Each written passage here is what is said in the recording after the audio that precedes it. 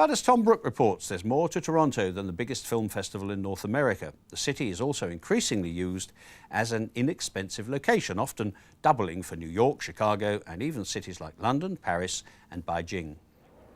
Filmmakers are finding that Toronto's cosmopolitan neighbourhoods can easily double as cheaper alternatives to actually shooting in a European capital or further afield. Toronto has served as a stand-in for Far Eastern cities. Parts of some neighbourhoods have even posed as London.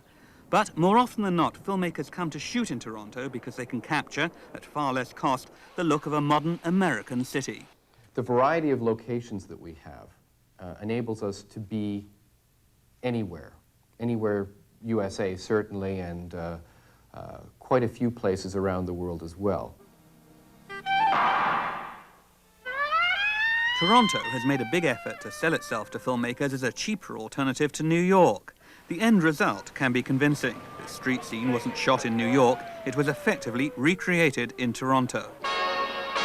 A promotional video put together by the Ontario Film Development Corporation proudly displays titles of the dozens of Hollywood films that have used Toronto as a stand-in for New York. Filmmakers also come to Toronto because they find cooperative unions and good production facilities. And the relative weakness of the Canadian dollar means that Toronto's film resources are attractively priced for foreigners.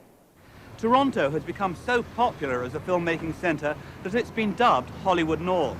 Last year, the city's Film Liaison Office issued 88 permits for major productions, requiring shooting in some 2,000 different locations. Action!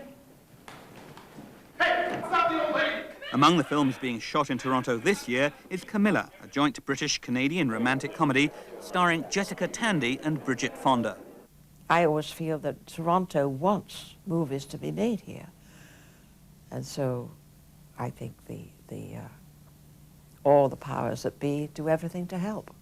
That view is echoed by Camilla's British co-producer, Simon Relf, who says that there's a minimum of red tape in Toronto, that shooting, whether it be inside a theatre or out on the streets, is much easier than in cities like London.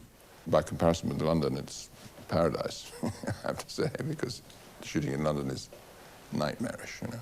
I mean, to come to this theatre and park all one's transport all down a main street like that just never would happen.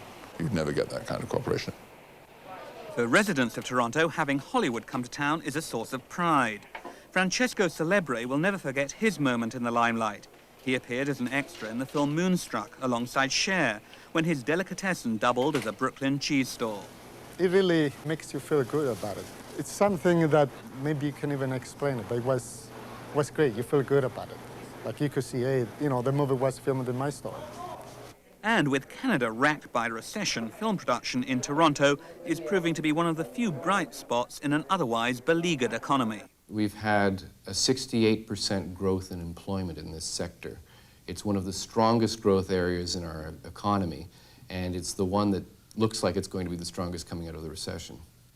In fact, Toronto now ranks third in North America in terms of overall filmmaking activity, trailing behind Los Angeles and New York. And although it often serves as a double for other cities, Toronto is beginning to gain recognition in its own right. Camilla, for instance, was not just shot in Toronto, it was also set there too. And that brought a lot of praise from the Canadian members of the production crew.